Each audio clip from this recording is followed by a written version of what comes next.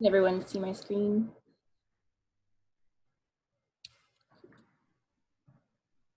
Looks good. All right. Well, hello and welcome everyone who is here. I think we have a few more people trickling in slowly, but we're just going to go through a couple announcements about some events that are happening this week and next week, just to keep an eye out for in the LAR world, and then we'll get into some introductions. So just some upcoming news and events. The LA Plus is putting on an international design ideas competition. This year is based around creatures, and so the intent is to design a place, a thing, a system, anything that can make a non-human creature's life better. That deadline is due October 20th, so there's a hyperlink in this PowerPoint, which we will share after the meeting today, so click on that to find out some more information. It seems like a really cool competition to be a part of. Secondly, the Weitzman School of Design is still continuing their Mind the Gap series on Wednesdays at 6 p.m. This past week was a good one, led by Brian Jensek with HOK. And I think this week they're actually putting on the recordings on the internet of the past few ones that they've been doing over the past couple weeks. So also be on the lookout for that. That should be nice to go back and look at those recordings. But this week will be another one with Ignacio Bunster-Osa with AECOM, so that one should be good as well. Also with the Weitzman School of Design, they are putting on a summer lecture series from the faculty. They're just pre-recorded lectures done by the landscape architecture faculty, but there are some really interesting topics that they choose to share and include. So also check that out on their website too. Those come out every Monday. Next is the Cut-Fill Unconference, hosted by Ink Landscape Architects and the Urban Studio. Just like last week, Andrea was able to come and share with us a little bit more about the Urban Studio last semester. So for those of you who remember her coming, this will be part of their studio. Tickets are $10 for students, and the price goes up as you get in a higher range of professionals, but definitely check this event out. It's pretty much run by all the participants that are there in terms of topics, but it should be a really interesting event. So definitely sign up for that. That should be later next week. And lastly, the Virginia SLA is putting on a scholarship during the pandemic. So look at that application and make sure you apply for a student by July 30th, which is coming up pretty quick. We're already halfway through July. So those are all the news and events. And we'll get into some introductions. So we'll kind of do this in a popcorn style. I can start, but these will just be kind of informal introductions. Just give your name, if you're a student, what year are you, if you're a professional, if you want to say where you work, where you are this summer, and one word.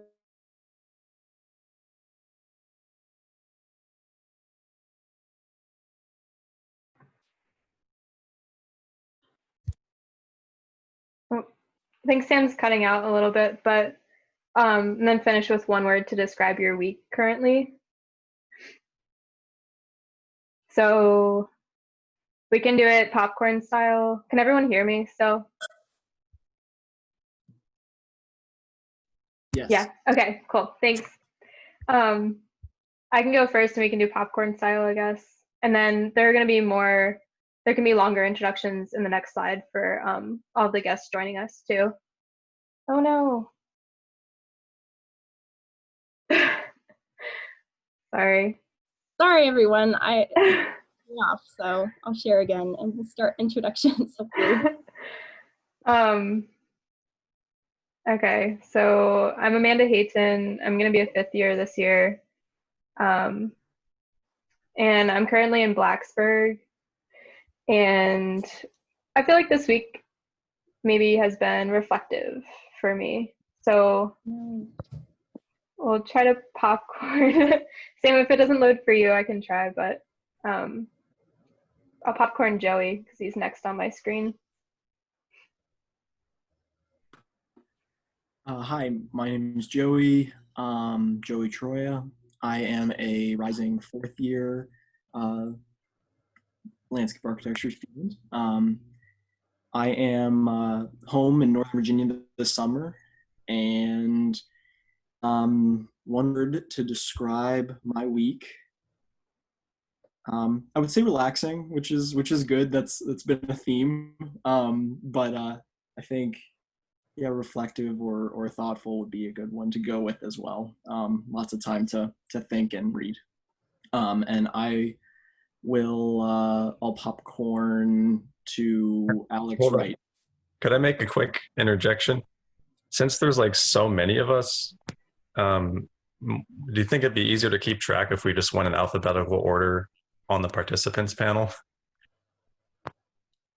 Like everyone's listed there. Sure, yeah. So I mean, like the last time we did this, we lost track of who was speaking. Yeah, I'll keep track. You're actually first on that below Sam, so you could go and then Sam could go, and then I can call out if you want. All right. If you think it works. That works. That's a good way to keep track. Let's do that. All right, I'll go. So I'm Alex, Alex Arshadi. So I'm a rising fourth year. I am in Blacksburg currently, and this week has been restorative. Cool. Okay, Sam's next. Hello, everyone. I'm Sam Snyder. I am a rising fifth year. I'm in Blacksburg this summer, and one word to describe my week would be exciting. Busy, but exciting. And then Alex Wright. Hi, I'm Alex. I'm a real estate development major, and I'm minoring in landscape architecture. I'm in Northern Virginia this summer, and one word to describe my week has been probably outdoorsy. And next we have one of our guests, Aaron Luoma.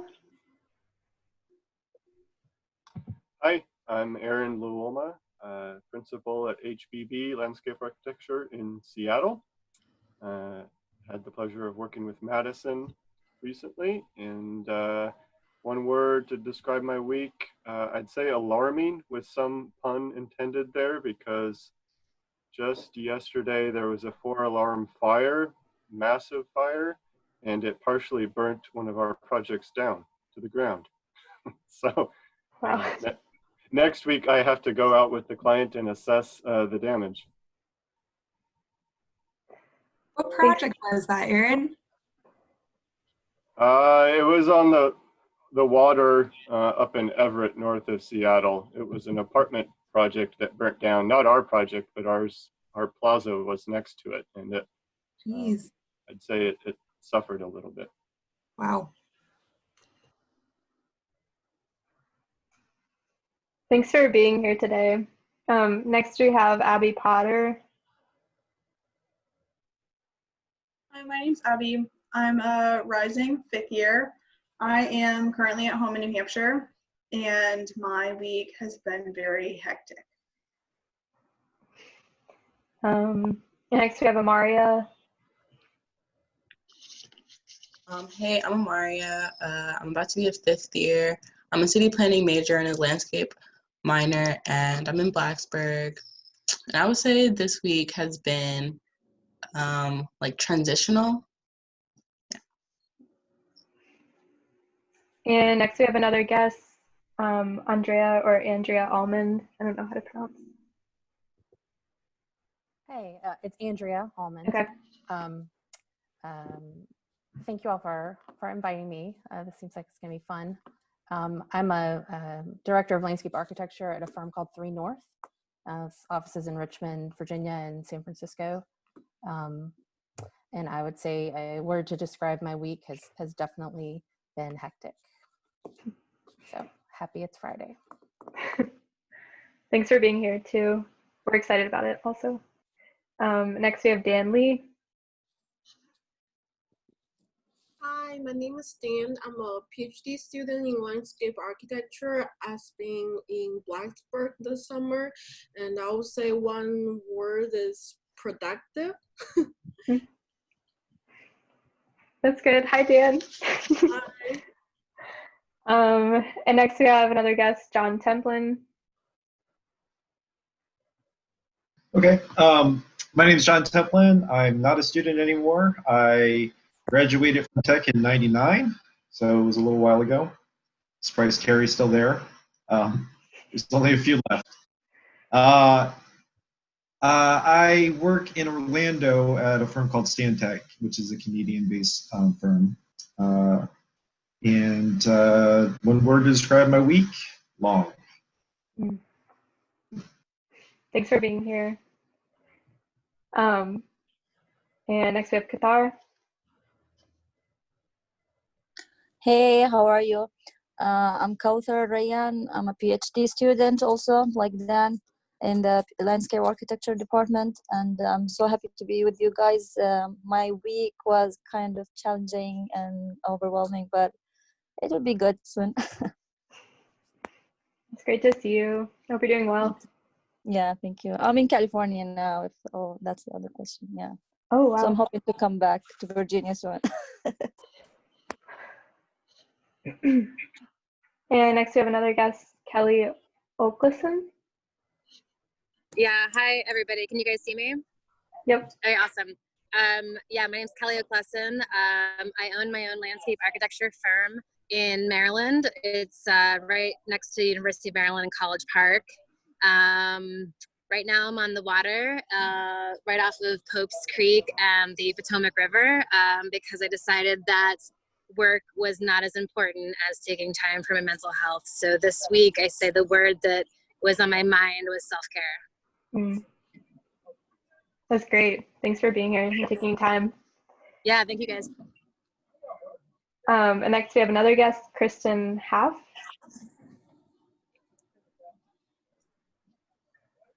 Sorry about that, forgot to mute. Yeah, Kristen Haaf. I have my own firm also. I'm a principal at Roots First Design in North Carolina and also professor of design at Wake Forest University. And I would say my week was balanced. Thanks for being here too. And then next we have Madison.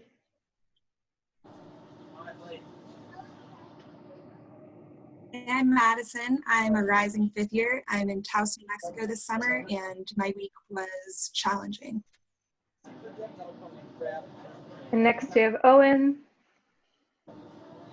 Hi, I'm Owen. I'm a rising third year in landscape. What else? I'm in Norfolk, Virginia, and one word to describe my week. I guess I don't have a descriptor word, but probably relationships. I feel like I've been working on a lot of important relationships in my life. And next, Susan. Hi, my name is Susan. I provide academic advising and program support for landscape architecture. I am here in Blacksburg this summer, and one word to describe my week is unexpected. Thanks, Susan. And then last we have our final guest, Will Belcher. Myself on mute. Hi, I'm Will. I am an 18th year. I graduated in 2007 from Tech. I'm based in Philadelphia. I founded my firm Ground Control about a year and a half ago. I am here in Philadelphia, and one word to describe my week is exhausting. My wife and I welcomed a baby boy, and we bought and sold a house this week, all on top of work. So I'm ready to fall over. But happy to be here. Happy Friday. Congratulations, and thanks for taking time to be here with all that going on. So I think next, so thank you all for introducing yourselves. It's been something nice to kind of learn new names and see new faces. So we can do a little bit more in-depth introductions with all of the professionals we have here, and then we can dive into the review type things. So we could go in the order that they're listed here. If anyone wants to talk about their stories or yeah, just like general bio information, it would be awesome to learn more about you all. Okay, well, I'll go first since we're alphabetical. I graduated from Virginia Tech in 2000 from the landscape architecture program, and grew up in Central Virginia around Appomattox, and moved to South Carolina after school. I worked at a landscape architecture firm called Wood and Partners for about 8 years, primarily working on hospitality work, hotels, resorts, master planned golf course communities, that sort of thing.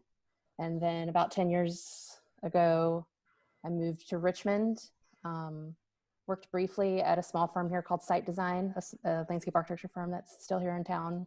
And then I have been at 3 North for the last 8 years. And our firm is multidisciplinary. We're architecture, landscape architecture, interior design, graphic design, with a real sort of unified collaborative approach. There's a lot of blurred lines, a lot of crossover with disciplines. We don't really have a hierarchy. It's more of a sort of lateral relationship, the way the firm works. It's a little unusual. As a landscape architect, I never really thought I would enjoy working at a multidisciplinary firm with architects specifically, but this is a little different, and it's actually been a really good opportunity to have some kind of really meaningful collaboration in our design work. And our firm does all sorts of things. We call ourselves unique project specialists. We do cultural projects, museums, botanical gardens, residences, public spaces, parks, a little bit of everything. So that is probably all you want to know. Well, thank you. Sure. And next, Will.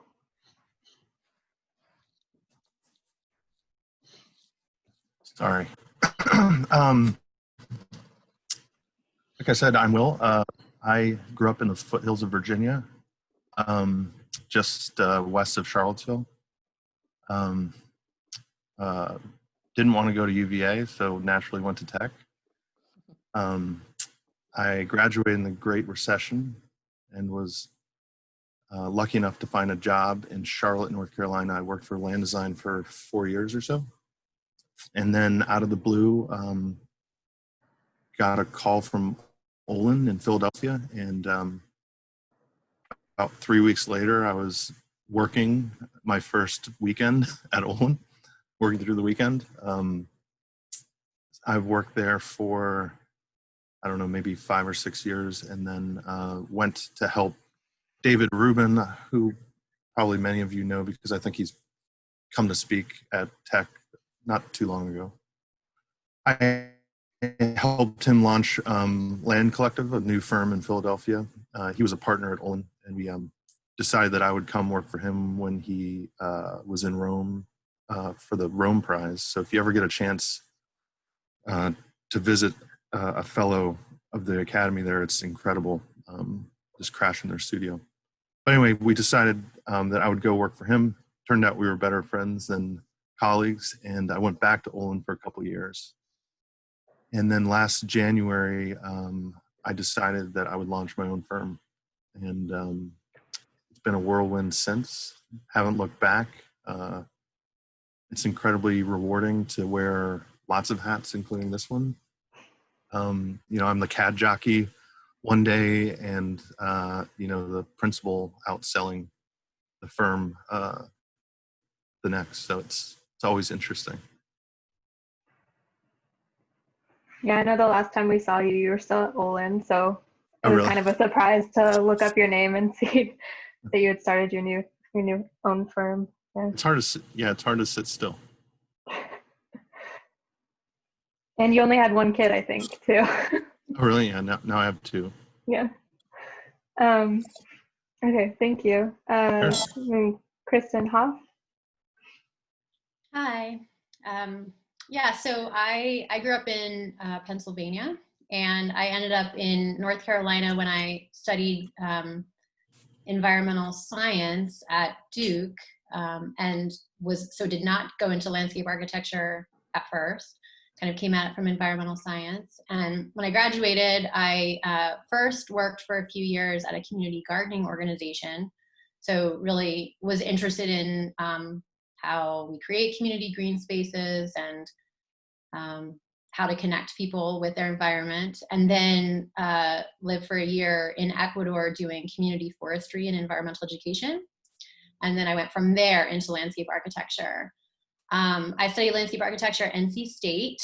I also at the same time got a master's in urban planning at UNC, which was interesting because it's two schools that are kind of down the road from each other. So it's called a dual degree. So I think there was a person or two who was studying planning and landscape architecture. That's me. And after I graduated from both of those programs, moved to Philadelphia actually, and worked at a small urban design firm called Brown and Keener that has been swept up into an engineering firm now, but worked for them for several years before founding Roots First in Philly and then moving it down to North Carolina to kind of like rebrand it or restart it with a colleague that I had gone to undergrad with, gone to grad school with. So for any of you who have close colleagues or close friends in your landscape architecture program, you know, in our case, it was like 10 years later, we decided to start working together as co-owners of Roots First Design. So we're primarily based in North Carolina, although we do work all throughout the Southeast, and we're small. There's my partner, Kate, and I, and then Laura is our other full-time team member, although we do have interns and people that are there on a project basis time and again. So kind of like Will, we do a little bit of everything. As the planner in the room, I am not the CAD person. Kate and Laura are. But then I do a lot of work with clients and kind of speaking and talking to people about our work and doing a lot of the planning work that comes into our office also. I would say that our complete focus at Roots First Design is to focus on urban ecology in all of our work. So thinking about kind of transforming the way that people relate to their environment. We're really interested in how people connect to nature and how people connect to nature, especially in kind of non-traditional places like the city, you know, or more urban kind of locations. So that can take so many different forms. I mean, we certainly do some residential, but the majority of our clients are nonprofits actually. So we do a lot of just kind of mission-oriented work, helping them figure out kind of solutions for greening their environment and kind of reaching their constituencies, kind of coming back to that community green space creation that I was interested in from the beginning. That sounds great. Thank you. And then next is Aaron. Yep, go ahead. Yep. So true Northwest, so I feel a little bit of a outsider on this group, but was raised in Oregon, went to the University of Idaho for BLA, and then University of Washington for my MLA. Since moving to Seattle about 15 years ago, have been at HBB ever since. We are only landscape architects, about 16 of us, 17 of us right now. We only do public work, and that public work really is quite the variety, from your traditional community neighborhood parks and playgrounds to large-scale infrastructure, light rail transportation projects, tunnels, ferry terminals, planning projects around airports, small-scale pocket parks, plazas, kind of a pretty broad range. We've been with the firm like 14, 15 years now, as a principal now, and let's see, I have 3 kids that are adorable, and I have one of those attics that has the fold-down ladder, so I can close the ladder and the door, so I try not to hear them too much. but I can come down if I hear some screaming or some emergencies. Yeah, and this is Kristen again. I didn't mention that I have actually 4 kids, so I'm right there with you with the having children. And if anybody starts to hear some screaming in my background, that's why I have it on mute. I guess working from home has been a challenge with all those kids. And next we have Kelley. Yeah, hi guys. So I was a University of Maryland College Park graduate, so I'm a TERP. I was undecided and almost failing out of my first year with the worst GPA probably on campus. I was going to play Division I softball on Maryland's team, and I had an identity crisis and realized that I was a lesbian. So I was having pretty much a lot of stuff going on. So identity, what am I good at? Like, what's my self-worth? So I took an intro class to landscape architecture and ended up like showing up 2/3 of the time. And luckily I showed up the day that they showed what kind of work we could do as landscape architects. And so that's when I signed up for the program.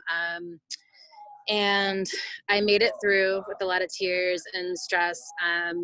And my first 8 years out of college, I was lucky enough to get a job at the oldest social design nonprofit in the country called the Neighborhood Design Center, which basically worked with low to moderate income communities in building resiliency and, basically fighting social justice issues through design. So architecture, civil engineering, landscape architecture. Develop my ethics about design and people. So I deeply believe that communities are the experts of their own experience, and that I am very much so the anti-arrogant designer that basically imposes their ideas and greatness on people. I take inspiration from the client themselves and their lived experience. So I was there for 8 years, and then I did design build for 2 years at a very different social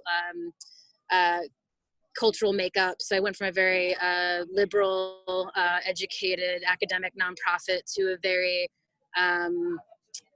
mostly blue collar, mostly white male dominated design build firm. So it was very different, but I learned how to build things. I learned how to work with people. I learned how to respect the labor force that basically supports all the work that we do. And without them, we'd be nothing. And then I started my own landscape architecture firm called Groundsmith Collective, because I felt like I finally was able to fight off the imposter syndrome that pretty much crippled me in college and even in my professional work, where I didn't feel like I was good enough or smart enough. So now I'm killing it. I do design for residential. I do nonprofit educational work. I also teach at the University of Maryland. I teach designing urban agriculture. I also teach AutoCAD, and I pretty much do everything for my firm: AutoCAD, sales, and I have a lot of contractors. I work with artists and pretty much anybody. I'm all about uplift and skill building and celebrating and loving on people. So that's my quickie. That's wonderful. And then last we have John. Yeah, last, but it's hard to follow up on Kelley. That's amazing. That's awesome. Like I said before, I graduated in '99. I actually grew up in Virginia, so I started off young in Charlottesville, like Will. I couldn't go to UVA either, so decided to become a Hokie at the last minute. Basically, after that, I didn't know what I wanted to do either in terms of be in DC or be in Florida, where I was an intern the summer beforehand in my 4th year. I decided at the last second to go down to Florida. I worked for a firm called Ivy Harrison Walls, which was basically mainly civil engineers. We did a lot of Disney work. We had a really cool small studio. At that time, I was trying just to absorb anything I could, a lot of hand graphics. People know what that is. After that, I moved to a firm called Gliding Jackson in Orlando, and we were community designers. Got a lot of experience there, worked there for 9 years before the recession hit, and was laid off before AECOM bought them. So I'm actually kind of glad I got out before that.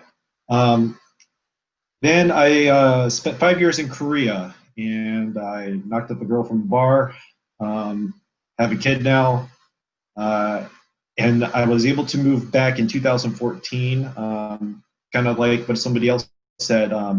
A former coworker actually brought me onto the firm, which was VOA at the time, which was mainly architects. And then they got bought out by Stantec probably about 4 years ago. So Stantec in Orlando is kind of a unique little office. We have maybe 4 or 5 landscape architects in the office, and we do a lot of themed entertainment, obviously being in Orlando. So I've been working on Disney projects. We have some private and public work mixture. I think Madison was our intern last summer before she went over to Seattle. So she was able to work on the Broward County Convention Center, which is still my project going on now. And she may have touched a couple other projects like the Clearwater Imagine project, which is a redevelopment of a waterfront. So that's basically it. I had a dream at one point to go back to tech to get my master's, and I think Terry and Ben pushed me away from that. So unfortunately, I didn't go back yet. I haven't been back since we beat Miami in probably like 2003. There you go.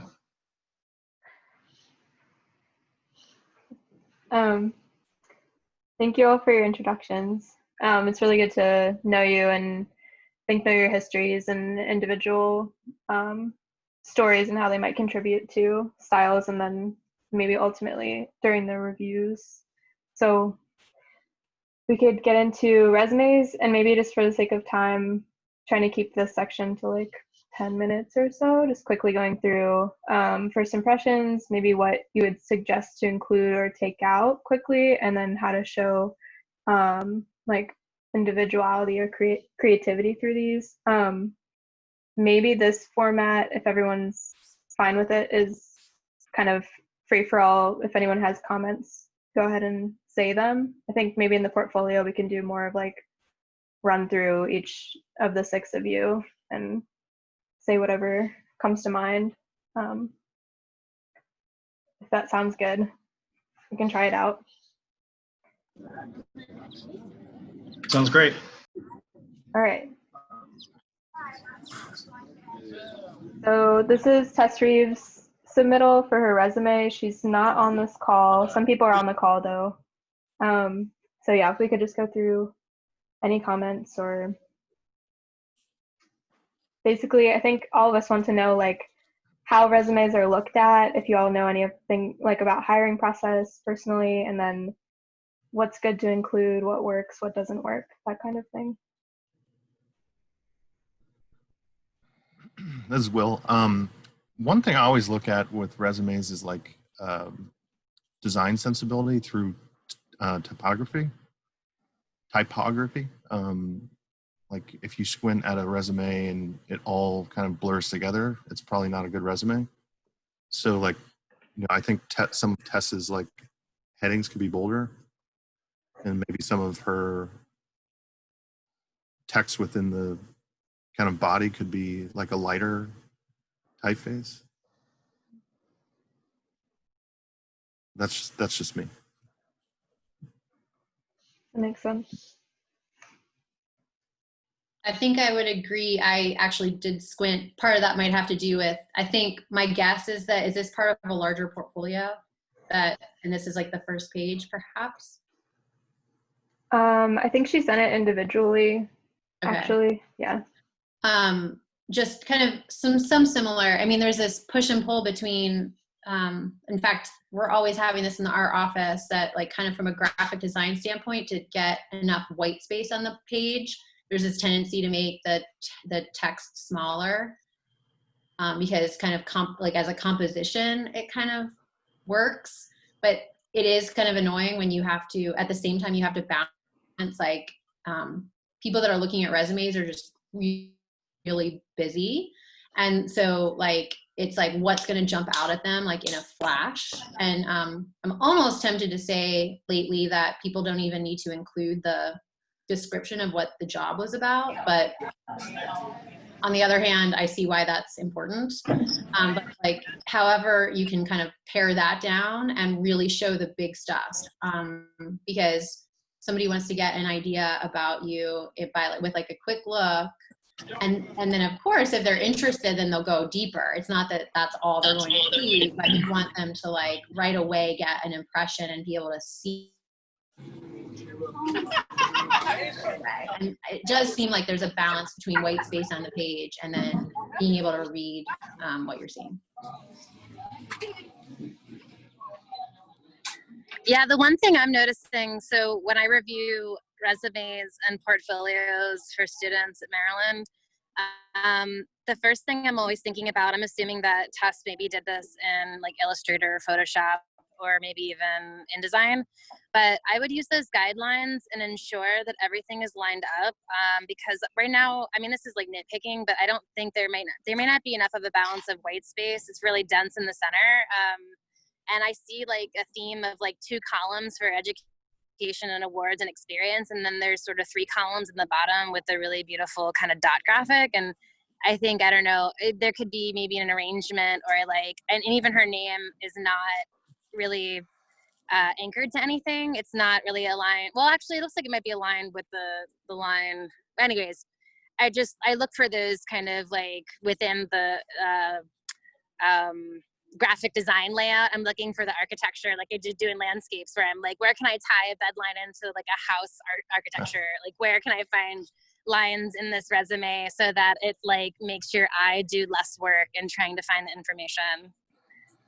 But I like I really love like the action of like the waterfowl. Like that is like so badass. And you know, maybe the icons at the top are kind of dense with like the black.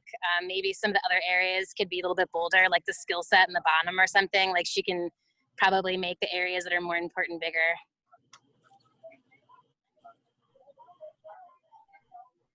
Yeah, this is John. I guess when I was away in Korea, I came back and I had to make a resume. So my first thing was I sent it to one of my past bosses, and he said we do CVs now, and they were supposed to be a little bit more personable. I don't know if we've gotten away from that since I haven't done a resume in a long time, or a CV. But I do like the fact that she has some art on here. Personally, when I look at a resume, I'm probably more drawn to skills, and I feel like the smallest thing on there. Because Yeah. I want to know you do CAD. I want to know that you can do Lumion. I think that's awesome you can, because I can't. You know, like I'd almost split this up into 3s, kind of like somebody else said. Maybe it's education and awards a third, experience in the middle, and then maybe your skills are a little bit bigger on the other right-hand side, for example. So they're kind of more equal, because for me, skills are what's important to me. I would kind of catch on to that too. I think one of the things when we're reviewing resumes, these sort of dot diagrams of self-assessed skills are a little sometimes problematic, because I don't know what you think 3 dots means, and my view from a professional perspective is probably very different. And so if you can present your skills in a way where you really give us some details or some reference as to what, you know, which are these 6 are really important that you're really good at, and tell us why. And, you know, don't maybe list quite as many, because those other things can come up in conversation and an interview and in your portfolio if someone's looking at that. But on the sort of this 1-page resume, you know, sometimes those don't mean as much when there's really not much information. I see what you're saying, but even what's the hierarchy of these? I mean, like, is there do you have computer stuff inside, you know, they're not in alphabetical order, they're not according to your highest skill level? I see where you're going.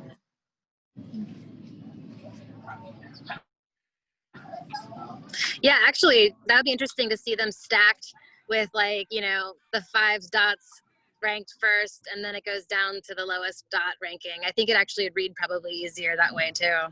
That's It might. Yeah. It might. I mean, I hate to I suck at something first. You know what I mean? Like, one dot, so. Oh yeah, don't start with the one dots. Yeah, I would Yeah, say if you're a one dot, I would not put it on your resume. Yeah. I'm just joking. I'm just joking. For But we've seen myself, those. I mean, for myself and HBB, we do pay attention to skills listed, but we don't pay attention to dots or bar graphs or anything like that. We let your portfolio exhibit what we think your skills are, or website. So it's great to list, skills that you think you're very proficient about, or you want to highlight, but rating them doesn't mean much to us. And then for this one in particular, I would want to see your experience highlighted stronger. I mean, most folks applying for our positions, intern, you're either in school or you've graduated. And so most people already have a degree. So the education and awards, I think, are less meaningful to us most of the time compared to your experience. That could be a game changer and really set yourself apart compared to others.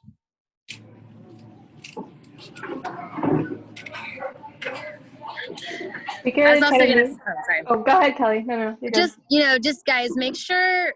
I think that I forget this sometimes too, and as students, I'm sure you guys do too. You all are so focused on doing a specific task so intensely for such a certain period of time that you probably get sick of it, and then you're just like, F it. Like, I don't want to look at it again. But I highly recommend that you take breaks and then go back to your resume to review it again, or even send it out to one or two people for grammatical and spelling issues, because I don't knock people for that too hard. Some pretty harsh firms probably will, and they probably will judge you. I don't, but I think that just do yourself a favor and do the work to make sure that you catch those small errors, and have other people do it for you so they can catch it for you, because you've looked at it so much, you might miss it.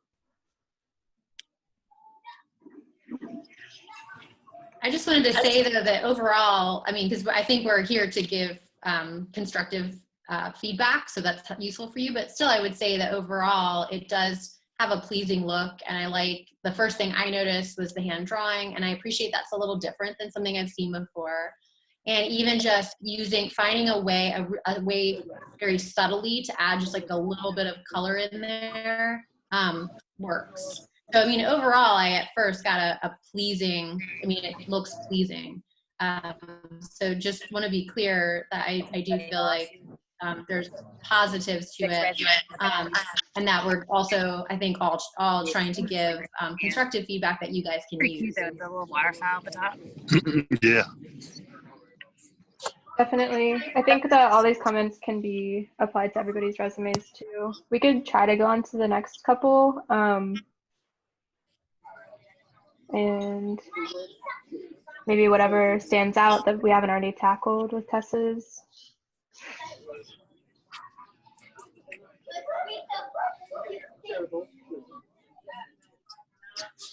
I'll start. This is Kristen. So in terms of how it's set up on the page, I feel like, to me, this is, I feel like it's fairly successful in that you're kind of back to that idea of everything being lined up. It's like pretty straightforward. My eye doesn't have to move a lot of different places. It feels like you're kind of have the things that you're listing on the left, and then things that you're going to describe a little bit more on the right. So that works for me. And again, finding a way to add color subtly into it feels successful also. And I'd say typically most people read left to right or top to bottom, and so having your strongest element be at the top or to the left, I think, is valuable. Which to me, this experience at the top is probably the best, and that stands out to me as the best thing on the page.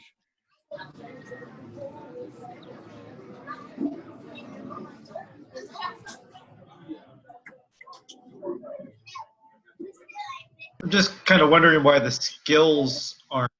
I'm kind of trying to figure out at this why some things are bold and why some things. That's the only thing I would probably say is that to me it's a little bit confusing. I would start on the left-hand side, so I'm with you. And I don't know. I'll be So yeah, I'm personally a little bit lost. That's just me. A lot of information. I see that Sam, she included some of her extracurricular activities, like her experience in sororities and her experience on the Marching Virginians, whereas Tess, it was almost exclusively professional work. Do you think that there is a certain balance to those type of things, or do you think that these, her leadership and activities, do they add any value to her resume? I'll say something about that. When I was talking about CVs beforehand, they're supposed to be a little bit more personable. So, I may have written a little bit of something about my family or something, shared a little bit about me personality-wise. I mean, I'm looking at all these resumes and, it's about experience and stuff, but what is it about you of why I would hire you? Because I'm assuming that when you come into the office and work with me, Madison may disagree or agree, but if you come and work with me, I want to be able to work with you and not have somebody that I don't know anything about besides an interview. Oh, you went to Virginia Tech, or hey, you grew up in Charlottesville. Like, oh, you graduated in 2000. It's just a little bit more personable stuff. So I think the Marching Virginians could be something because somebody may have been in the Marching Virginians as well. So I think that's a good thing. This is Will. I would agree. If you write a stuffy resume, you're probably going to get hired by a stuffy firm. So I think like expressing yourself in this is super important. I think this resume it's a little overwhelming when you first look at it, and I think it's maybe because there's so much bold text. Like if you kind of just dial that back a little bit, gave it a little bit more white space, just so your first reaction is not like, oh God, I got to look through all of this. But that's just my initial thought. Yeah, I think I like this. I think it feels, it has a nice, I like the color, and I think the sort of but my eye is drawn to the bold versus the colored headers. And so when I'm trying to kind of make sense of where things are, it just took me a few minutes to orient to it. So I would agree with that. And to your question about sort of activities and kind of more personal information, at least at our firm, we're kind of a medium-sized firm, but culture and individual people are really important. And we are definitely looking for people that are interesting and that have a particular point of view and that have hobbies and that have participated in activities with people. And so it's always good to share those things that you've done that are important, because we are trying to make a collective of interesting people that are different than the people we already have. So, the more you can share about that, I think is great. But the first thing we do look at are the details of the experience as well. So, that's really important, but I definitely would encourage you to share activities and other things you've been doing. One test on whether or not you should put something in is, if we see this resume and we invite you in for an interview or a phone call, and we see a certain activity on here, and we see, say the symphonic wind ensemble listed here at the bottom, we might ask, what did you learn from that experience, either in the past or current, and how do you think it would apply to working at our office or just in life? So if you have an answer to that sort of question, then I think it's okay to put it in there. If you don't, and you just in the back of your mind think, well, I just put it because it's something I did, it may not be valuable to put in there. Yeah, I would think you'd want to talk about anything you put on there. You want to talk about my family? I mean, I would put my family on there because I got a million brothers and sisters. So that's something that's cool, and that formed who I am. So that's a tidbit that I would include on this that may set me apart, or they may ask me a question about it that I can elaborate on. That makes me who I am. I like that. I think that's a good point here.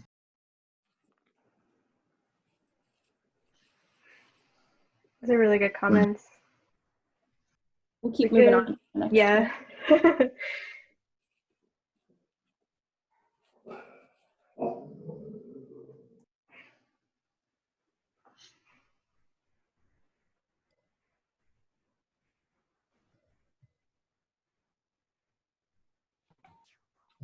There's too much text. I was just going to say a lot of text. I mean, keep this in mind for portfolios too when we get to it.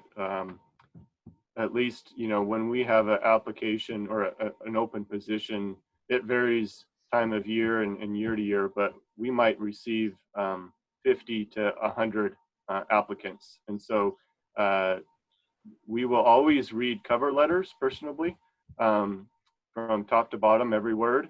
But you know, if we had to read this amount of text on resumes, and if there's this amount in portfolios, we just don't have the time to do that for 50 to 100 applicants. That's speaking for the size of firm we are. We don't have a dedicated, you know, HR person per se.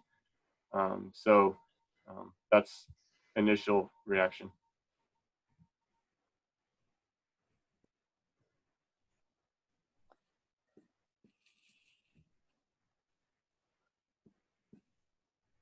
Yeah, and one thing, like maybe with skills, like if the only things you're going to list are AutoCAD and Adobe, it's probably worth just pulling that off, because if you don't know AutoCAD and Adobe, then you're probably not going to get hired as a landscape architect. So I would just pull that off entirely.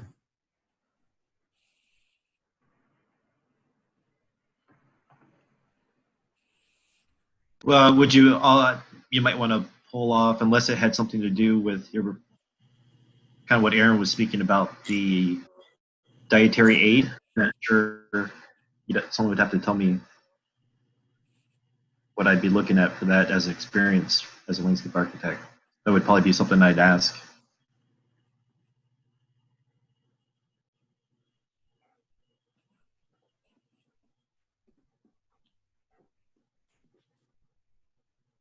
Yeah, I mean, in going off that, Will, I kind of see what you're saying there. I mean, if you look at this, there's a lot of stuff on here. I almost feel like this is an application to, and I'm going to sound really mean here, and I apologize, but there's so much stuff on here, like loft sales associate. I don't know if I need to know that in terms of experience. There's some stuff that you can probably leave off.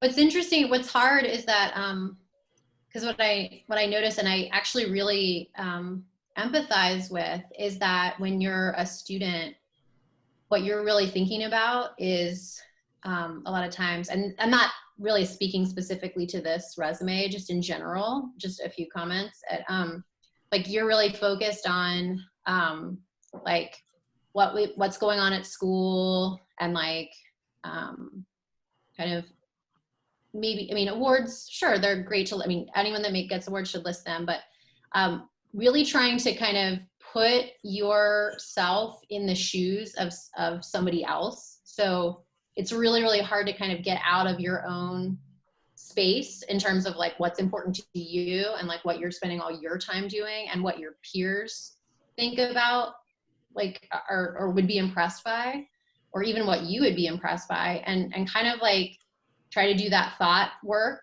of like, okay, somebody's been out of school for however long and they're working, and kind of like somebody said that, you know, there's so many resumes that pass through your desk, like kind of like what, and I think you're hearing it today, but like what are the things that is really going to move somebody who's like sitting behind a desk that, you know, where you would like to work. And it might be different because we're having a different experience, like we're not in school anymore. And so some of the things that like seem so that are such a big part of your world right now are different for people that are practitioners. And that's just also being a good designer, is like trying to put yourself in the shoes of somebody that you're designing for, and like really trying to see outside of yourself. And so, you know, it could almost be like a role playing exercise where like with a friend in, you know, from school or something, like trying to pretend that you're like somebody that's looking at resumes at like a big firm, or trying to pretend that you're somebody that looks at resumes at like a small firm, and really try to get yourself in the head of somebody else. I mean, I think we're trying to share with you where we're like what we do look for. So hopefully that exercise wouldn't be as difficult, after this conversation, but just, I feel like that's always such a hard thing, is to get yourself out of your own space and into somebody else's brain. Well, go ahead, Aaron. Sorry. I was going to also add to empathize, because I was a student with no experience, basically, trying to get a job, and that can be a lot of us. And I just want to say, resumes where every summer you've worked for top-notch firms. We've had employees that we've hired like that, and they haven't always been the most successful as employees that maybe have had no direct experience. So for like the loft sales associate sort of experience here, for example, if you felt strongly to keep that, one way to keep it would be to reduce the text and highlight, learned conflict resolution, speaking publicly with, the public, or interacting, managing staff, kind of bulleting out applicable skills that you learned during that experience that could take you on to other jobs. So I don't want to dismiss it entirely, because I know, at least for myself, I had no experience, and so I had to do that. I had to list out those fast food jobs and those other experiences, and try to communicate to potential employers why I thought those were still valuable. So don't dismiss that too much, but do keep it in mind. And I'll piggyback on you again, Aaron. I agree with you. So I was the one who mentioned that one. So if you are going to do that, what would be interesting to me is that if you were somebody who made phone calls or were interacting with clients or people on a regular basis, that means I could probably have you in my meetings, and I would encourage you to speak up in meetings. Those kind of skills are priceless, to be honest with you, because at some point you're going to have to be speaking with clients, I would assume, unless you're going to be a catch role.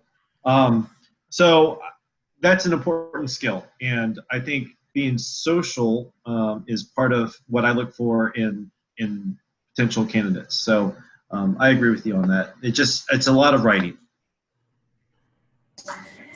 I just say, sorry. Go ahead. No, go ahead.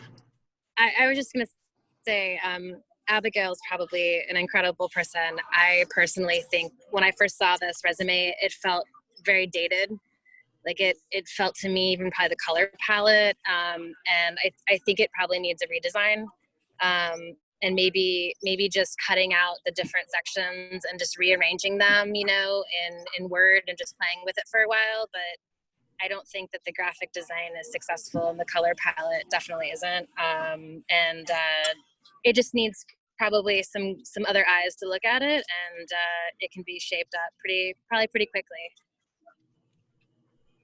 Makes me want to have a glass of rosé, which is exactly.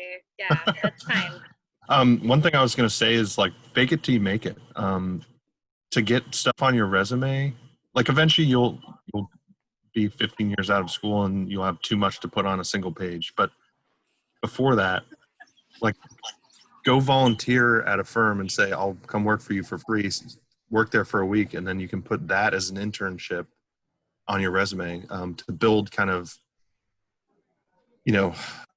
landscape architecture specific experience rather than, all the jobs you had in high school. You know what I mean? Even if it was for like one week, like, you don't have to put there was a 1 week internship. I think that's a great point. And I was in that same situation, with not a lot of experience as well. But for one summer, guys, I took pictures I archived stuff for Terry. I was it was a summer job for Terry, but it's something at least that shows passion for the archiving old records of stuff and things like that. So just little things that are related to the profession that you could possibly put on here. If I were to take all these resumes that we looked at so far, what sets you apart from the next person who's trying to get a job? When I got laid off, that was the thing I was facing. I mean, like, why would they choose me if they were just looking at resumes?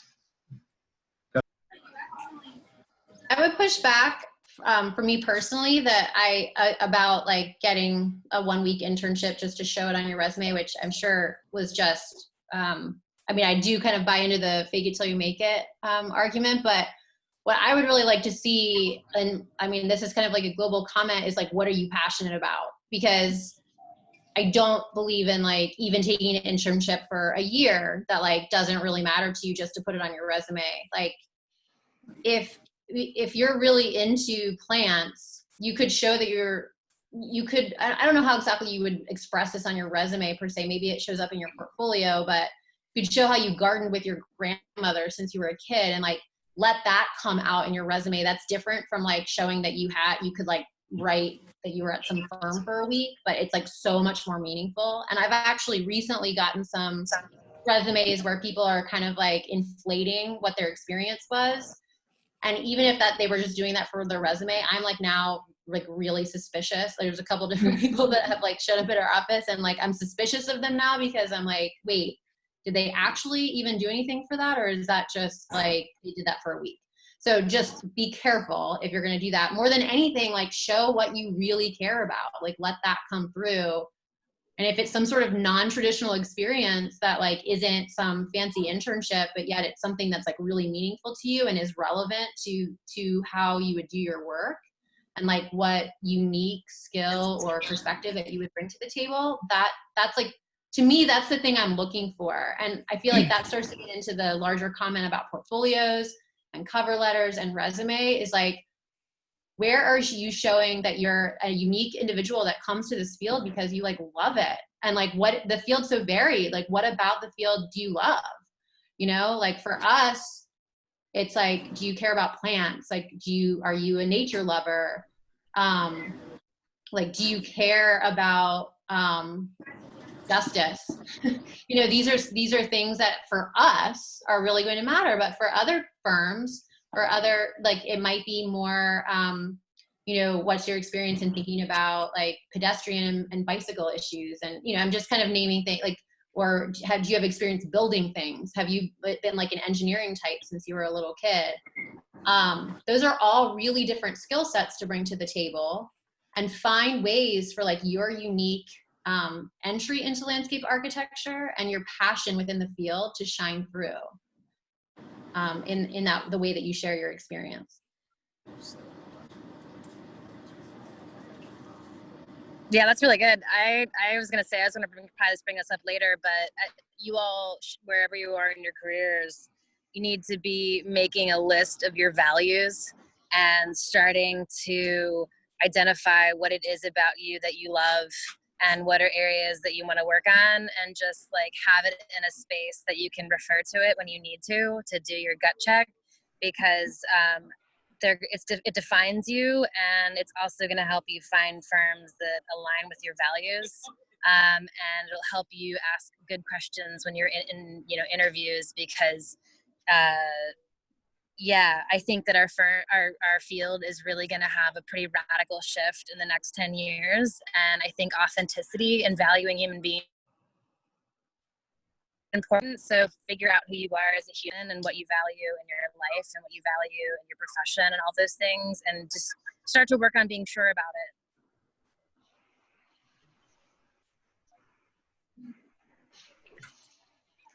There have been some really great comments. I think this is picking up a lot more than we thought. So I think we're gonna have to skip like the next couple resumes and maybe jump into cover pages. But I feel like all the comments everyone can really take and reflect on their own work.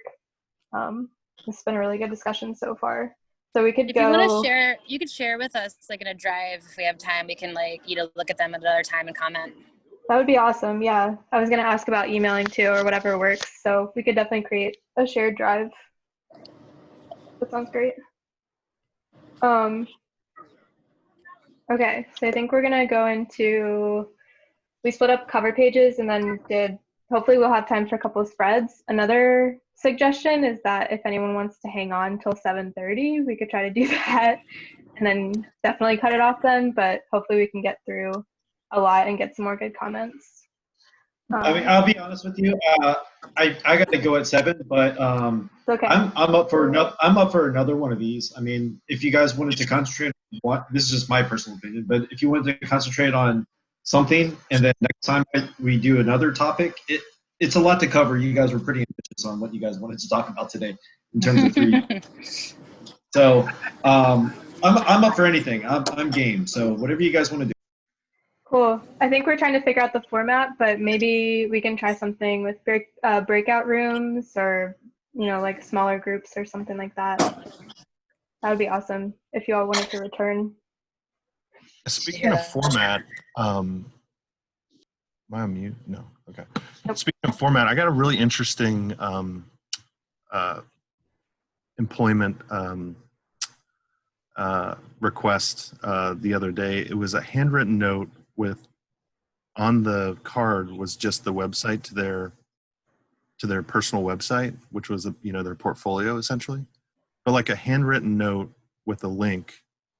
I don't know. It was just so different than like getting a resume, a portfolio, and a cover letter in the mail. It's just a handwritten note and like, go check out my website.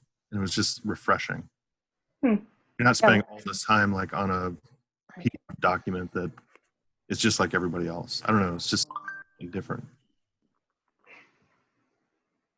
Yeah, I think we were going to talk about that at the end if we had time. But I mean, if anyone has thoughts on websites, like benefits, and that's a really nice gesture, I think. Maybe for the time being, we can just go through maybe 2 cover pages and then 2 different spreads, just because we have about 20 minutes left. But we can wrap up and then hopefully share some more of our work with you all, and then hopefully set up another meeting in the future. Because yes, we were definitely very ambitious with hoping to get through everything tonight, but we can do just a couple of things. Yeah, we can do like 2 different students for the cover pages and then 2 others for the spreads.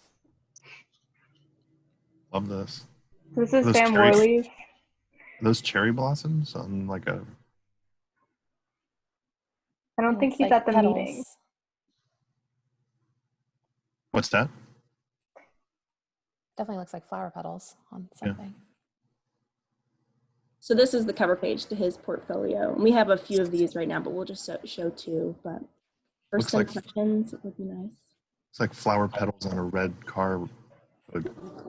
Yeah, it's cool. Is that a windshield wiper on the left? I think that's what it is. I love it. Yeah, I don't mind it. The text could be maybe a little bit bigger, but I get the point of trying to have this nice scale.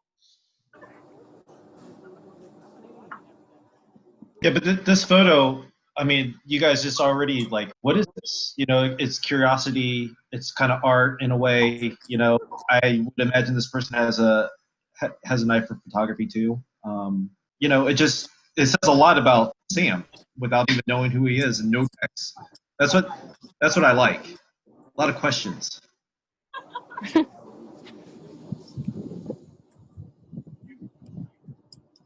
Move on to another one.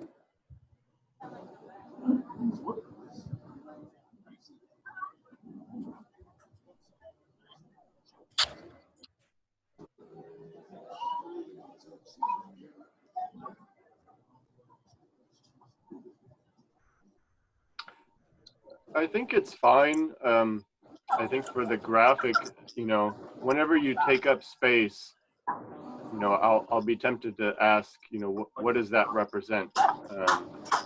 Why did you include it? Was it something you created? What's behind that? Because it's taking up space and it's right there in the center. So it's certainly, hopefully it's meaningful to this person. Otherwise, I don't mind it.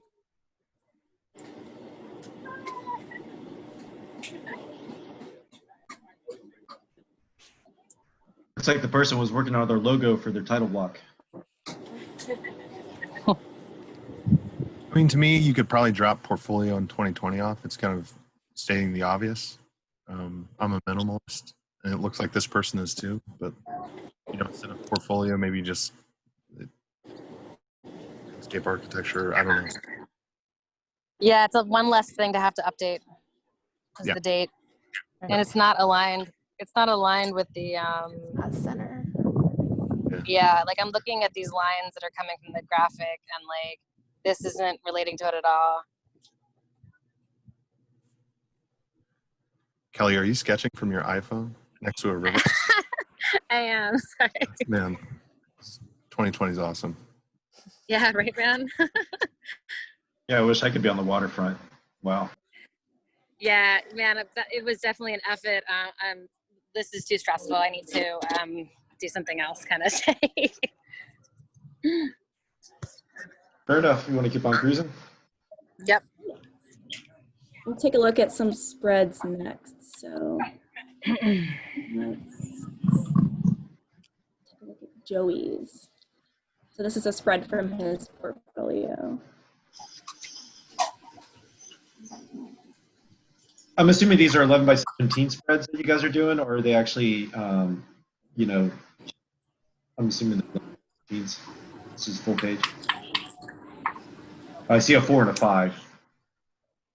Okay. Yeah, they're like side by side, but I think the dimensions vary between like 8.5 by 11, 11 by 14, 11 by 17. Okay. Unfortunately, yeah. I think it's good, like a variety of different scales. The black box kind of stands out to me. I feel like the connected subwatershed text wants to like explode out of that box, like we reduce the text size slightly. Yeah, it looks like a magazine editorial, so it's well thought out.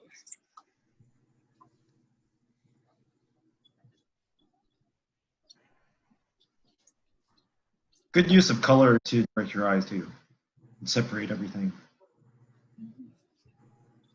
Yeah. Yeah, I think it looks good. Getting back to that question of showing your skills, what I do when I'm looking at portfolios is like I instantly am like, okay, what did they use to make this? And so this indicates to me, you know, this person can use GIS, this person can bring that into Illustrator and do something with it. Did a layout probably in InDesign. So like right away I'm seeing like the ability to work between different programs. And those feel successful to me because we just do so much of that. I see a content right there of like text over lines. I think that the lines of the outline of the United States could be lighter because there's like I don't know. Yeah, it's like the page number in the corner. Yeah. Shift the graphic a little bit so the 4 is clear. That's just my obsessive compulsion. I mean, I don't know if the name is added in upper left for the purposes of this presentation or not, but it's probably not needed if it's actually in the portfolio. Yeah, I agree. No, we just put those in there as part of the presentation slides to attach the name to the. Okay, that's what I thought. I guess I would ask the panel, the next sheet 6 and 7 of Joey, you would like to see something totally different than this, and you're hoping that he's not using the same format for everything. I mean, yeah. Yeah, I would agree. So I think this reads really well. Diversity. I would hope that he would have something else, yeah, to show his skills again for, you know, his page layouts. You know, he's successful here. Don't overdo it.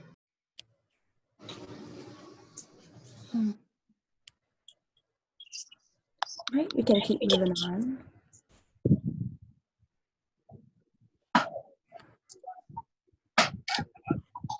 So this is part of Anthony's portfolio that shows his resume in addition to his table of contents. So that's a little bit different in terms of style. We're hoping to get some thoughts about that. Just a general comment about table of contents. I generally think that they're not needed. We typically have a page limit on our portfolios because we want to challenge applicants to really narrow down what's their best work and not just, you know, vomit everything that they've ever done.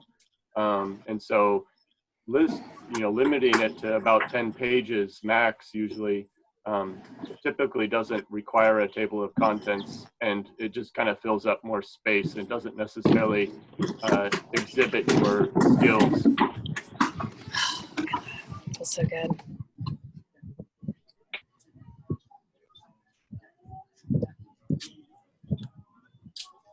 I noticed that these aren't aligned. Or that just the alignment of the black box, just little things. It's interesting. It's a really, even though like the text is like pushing towards the boundaries of the boxes, it's really interesting. I don't know. I find myself wanting to just like kind of like pour over it. I haven't seen anything quite like this, so I'm really drawn to it.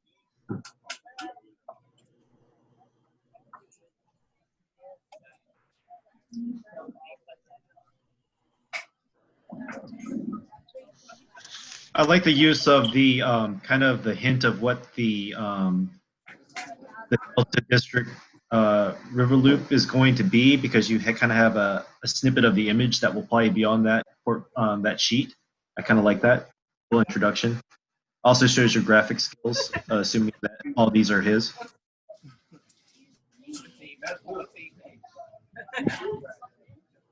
Wine studies and art history. That's cool. It's really interesting. And the language aspect too, I think that's becoming more and more of a need in our profession. So highlight that big time. Don't let someone miss that, because that could easily get you a job over someone else.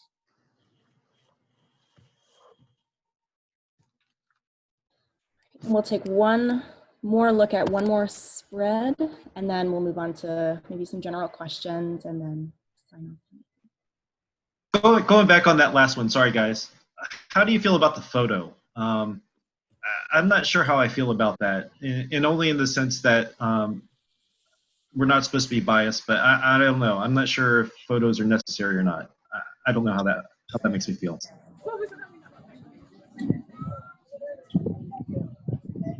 Does it not bother you, or it's okay? Kelley, you're looking at it. Yeah, I like it. I mean, I think that like we all kind of are talking about in our profession. Like our profession is incredibly too white, and so there's obviously a move by the biggest firms to commit to diversity. So I think that if you're ever going to do it, now would be the time. But I personally like seeing faces. I think even on my website, I have testimonials from clients and collaborators, and I show their faces, because I think when we see a face, we associate an experience with a human being. So I'm drawn to the human element personally. Fair enough. Fair enough. Sorry, you can go back. It just caught my eye because nobody else has done that yet. So, and I did not do that on anything I did. So. Yeah, I would say like some of the favorite portfolios we've reviewed where people have included photos of themselves. It's been less of a headshot and more of a creative photo, or some way they've incorporated something that you can see them, but it's not sort of, when we put together RFPs for projects, when we get resume pages from civil engineers, they always have their little headshot in the corner, just like that, of their face. And it's kind of different than how we put our faces on our pages. So I just, if you are going to include it, which I think is okay, I just, try to be artful or thoughtful with the photograph you include. This is the last spread we'll look at. This is from Madison.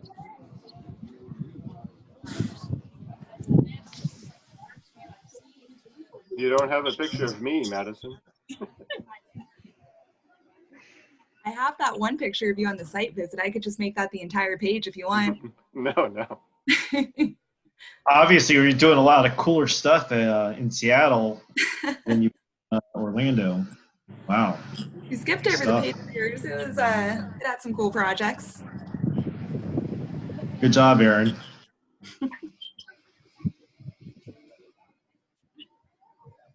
I would say that the bullets on the angle aren't super successful with the way the text kind of lines up. It's a little distracting. I don't mind the angle otherwise necessarily, but it doesn't work well with those. It might be a better way to do it. Yeah, I agree.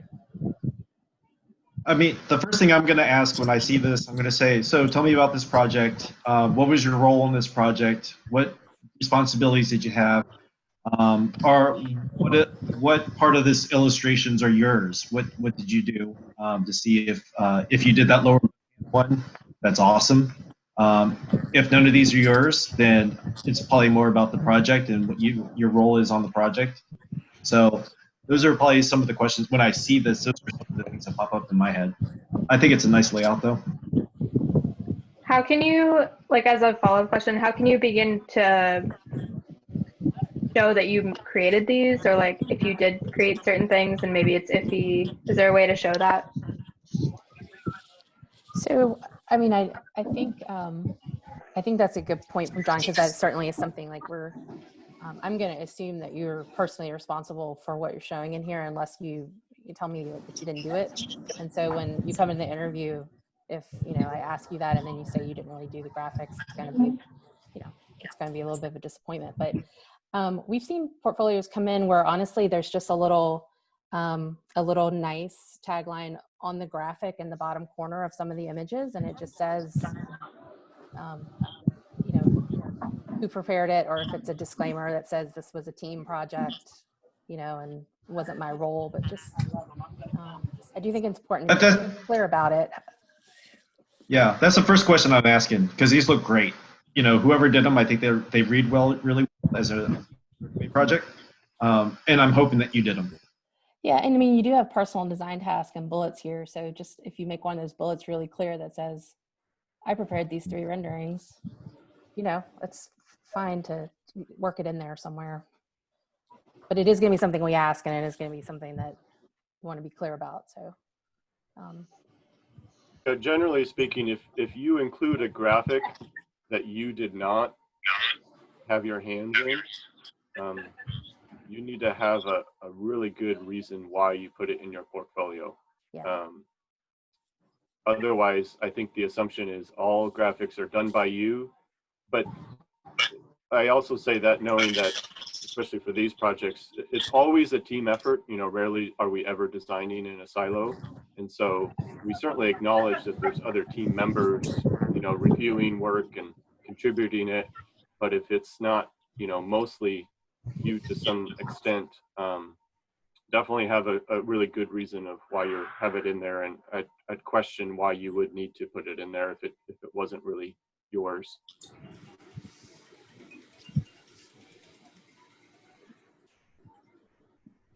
Right. So lastly, if we can just go over a couple things about cover letters or personal websites. I think Will mentioned earlier that personal handwritten note that led a link to a website. That was really creative, and really thank you for sharing that. I think that's really wonderful to see that people are doing that. But kind of in an age where everything is moving to be a lot more digital, what are your perceptions or thoughts on personal websites? I think, Aaron, you mentioned earlier that you do read every single word of a cover letter. And I think as students, sometimes we wonder, do professionals actually read our cover letters, and do they see what we are interested in and see what we're passionate about? So it's great to hear you say that, but I'd love to hear thoughts from everyone else as well about those 2 things. I would say, this is Will. I would say that, like, if a cover letter starts with concerns or something like that, I'm probably going to just delete the email immediately. I would say, like, if you're going to write a cover letter, just actually write a cover letter, like handwritten. Scan it if you have to, if you're sending it digitally. Like, it makes such a difference, and people will get, they'll get to know you through your handwriting. And I think that's a lost art form, just generally. And so I learned from Lori Olin that every time you meet somebody, whether it's a client or a contractor in the field, if you met them and engaged with them, just thank them for the opportunity, and it'll come back. I think that's just something just that we should do more of generally. Sorry, that was a little tangential. But I think websites... Go ahead. Oh, I was going to just, websites, I think in general, aren't critical for us. I think it just shows maybe a potential another skill you might have. But I wouldn't spend a lot of time on them unless you really think it's strategically helpful for you to develop it. Because you're probably having to develop a typical portfolio and resume anyways. And I know that's enough time just to do that. And then I always like to tell students and applicants, for at least us, think of your cover letter as, a part of the three-legged stool of your application. Like, it's equally important as your portfolio and resume. Most people coming out of school or with 1-2 years of experience, you guys are all going to have some similar levels of experience, some similar graphic styles, but the cover letter is like you're probably one more unique way to really tell us more about who you are in a real direct way, besides like over the phone or in-person interview. So don't copy and paste that like I did when I applied to like 20 different firms. Really write thoughtfully and creatively. Writing, I think, is a skill that is really good to have. You do a lot of writing in this profession. You write cover letters when you go after projects. So the more that you can showcase us that skill you have, that goes a long ways for us. And like Will mentioned, at the same time, it's a double-edged sword. If you write something and there's some spelling and grammar, or we can tell it was just copy or pasted, then it's a quick toss because we know that you just didn't spend the time really to write to us personally. Thank you. Yeah, to me, this is Kristen. I think the cover letter is almost the most important thing, because if I'm not impressed by a cover letter, I'm not sure I'm actually going to look at the portfolio. I'm just being honest. The cover letter is we really value writing. We want to see that you can write and that you can articulate your thoughts in a way that we can start to understand you a little bit, and also that, again, like I said before, that for us, like a sense of passion and kind of like your individual perspective, that like you're able to articulate like why you are even like spending the time to write to us, and like what it is that you want to do in the field. Like, that is so important. And I mean, I feel like it just makes or break even like how I even will end up interpreting the portfolio then. So like if I see a really strong cover letter, then I'm already giving you the benefit of the doubt when I open up your portfolio. If I see a negative, like an unimpressive cover letter, and again, the same things, like seems like it's copied and pasted, or just kind of seems like, I'm not really sure why I'm writing to you, but like here's my portfolio, then like I'm already going to come to your portfolio with kind of like just not the right mindset. It's like absolutely the most important thing. And it's a question, I mean, what I think is most useful is just to write your cover letter. And if you're going to actually, as a formality, send that at the beginning of your portfolio or as a PDF, that's fine. But then I almost like, it's fine for us. I'm curious what other people think, to just have that same kind of content in the body of your email. Because like I open an email, I'm going to read that email. I may or may not click on your PDF, like your PDF cover letter. So just being able to like, just come right out to it with like, just send a nice email, like kind of like Will saying, like with handwritten, but also just opening up an email and feel like somebody's actually talking to me, like they have something to say, like right then, without too much formality, is everything.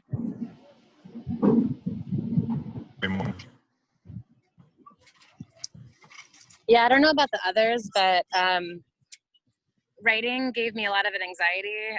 I worked in a nonprofit, that nonprofit for the first 8 years, and I wrote like, hundreds of grants, and like it was always an excruciating process. So I got really good at just keeping files on hand that had, you know, little blurbs or tidbits that I liked, that were things that I worded well. And I still keep that to this day. And I do still like,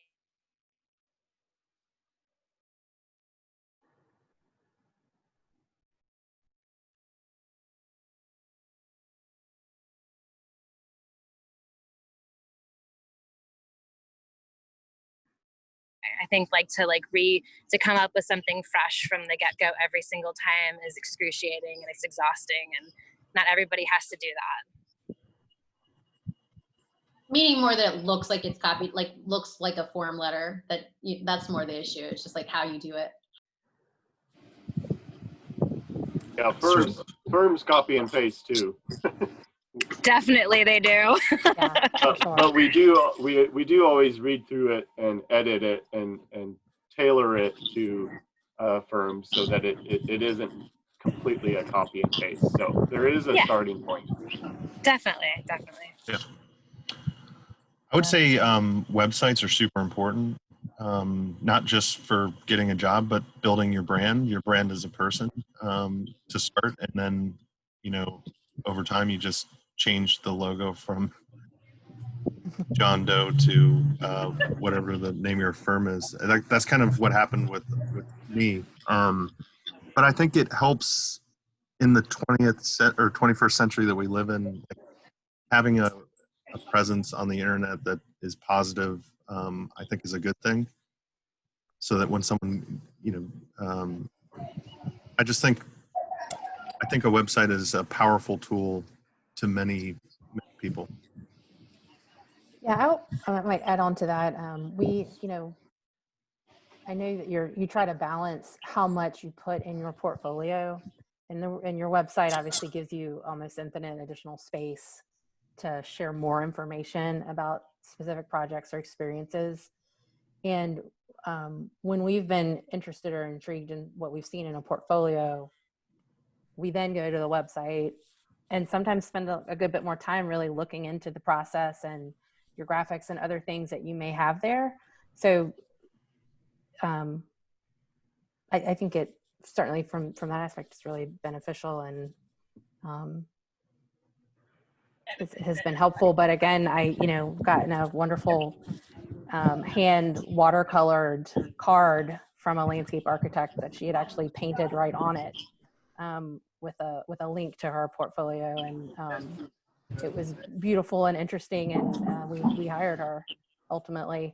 So if you have a wonderful particular skill like that, don't be afraid to create something handmade and send it as well. You know, it's definitely makes Andrea, I think you make a good point. I think we're talking a lot today about the pre-stuff and the interview stuff. I think it's equally as important to send a letter or a thank you note after you have the interview. Definitely. And I've gotten postcards from Disney with the hand letter on it. I've gotten watercolors. My boss got a drawing of him. I mean, I'm not saying get all creepy or anything, but I think it's a really nice personal touch to acknowledge that this was really important to you and you appreciate the time that was taken for them to spend the day with getting to know you, potentially hire you. So I know we're talking about cover letters, you know, the process of getting a job, but that really hits home when you write those letters and you say thanks for taking the time. Yeah, and I'd also just say on your guys' end as students, you know, if you're applying to a job and you don't hear from a firm, don't be afraid to follow up with them. And if you still don't hear from them, follow up again. And if you don't hear from them, they're not worth your time. If a firm is so dysfunctional and so overwhelmed that they won't get back to you and treat you like a human being, my personal opinion is that they're not going to treat you like a human being if you work in their office. So also learn how to value your guys' self and like be able to sniff out whether work environments and work cultures are healthy or not. Yep, agreed on that. Yeah, we always find time to respond, even if it's in the negative, to someone's inquiry in a reasonable amount of time. It's just not, it's not professional to just ignore. when someone I has still have submitted my something. rejection letter from Suzaki, so yeah. And keep in mind too, somewhat related, at least we keep a really thorough record of all applicants. And so we frequently pull up old applicants, in case there's an immediate need that comes up, and we might reach back to you after an initial rejection for whatever reason. And so we do that just because it's a lot of work on our part to advertise, to get another 50, 100 applicants. And so if we have an opening and we've identified 4 really good candidates, we'll definitely make a note to follow up with those later on as needed, because we don't want to have to rehash things again for everyone's sake of time. Hey, I got to jump off, but I just wanted to also say I think this forum is really awesome. We didn't have this stuff when I was in college. Obviously, we didn't probably have the internet back then. Didn't But have the internet. yeah, well, you graduated a year after me. I didn't realize that. Yeah, I know we Brad had- Howard and Jenny Staler and all. So anyway, but and then also I just met Andrea and Will and Kristen and Aaron and Kelley, and I think that's awesome. So I really do appreciate that. And anytime you want me to be on any of these, please hit me up. I appreciate it. I got to go. Thanks, Thank you, John. Yeah. Thank you so much. Yeah, I'm gonna head out too, you guys, but it's been a pleasure, and please, I will review anybody's portfolio or resume. Just attach Kelley at Groundsmith Collective, and when I've got time, I will give thorough feedback. Thank you, Kelley. We'll try to start a drive too. All right, bye. Bye. So this is our last slide, and we greatly, greatly appreciate all of our guests who came today. And over the past few weeks of all these lectures that we've had on Fridays, we'd like to end everything with a sketch prompt to send people off with. So this is from Thomas Ohl's, oh my gosh, go the distance. 50 steps to landscape 50 steps thinking. to landscape thinking. So this is one of the prompts from his book, but so we'll share this PowerPoint with everyone and you can find all the prompts in there. But over the next week, if you read this prompt, think about it, and just do a sketch, a quick sketch. Doesn't have to take you very long, but if you want to post it to Instagram, you can hashtag MyLandscapeBT, and so we can see everything that people are doing, or feel free to email it to us if you're not on Instagram. But this is our last slide, and thank you to everyone who took the time out of your day and took this extra 11 minutes to hang on after 7 o'clock. We really appreciate it, and we hope everyone has a restful weekend, and we look forward to hopefully seeing some of your faces again in the future. So thank you so much. Thank you so much. Seriously. Thank you for having us. And I echo what Kelley said. I mean, I'm happy to review and give input, and I can even offer up. I will show any of your portfolios or resumes to our marketing director / graphic designer in our office, who has wonderful artful input on things too. I mean, you have resources you can ask. Thank you. I Yes, think thank you so much. it sounds like we could start a drive, but I could also just send follow-up information to you all and then separately to everybody or something. That sounds great. Thanks so much. Good luck to everybody. And remember that these decisions are idiosyncratic. It all has to do with like what work people have going on and what they need right then. So if it doesn't work out one time, it might work out 6 weeks later or 6 months later or 6 years later. So good luck to everybody. Good advice. Good luck. Thank Enjoy you. your summer. Thank you all. Thanks, everybody. Pleasure meeting you guys. Yep. Thanks for the invite. Good to see you.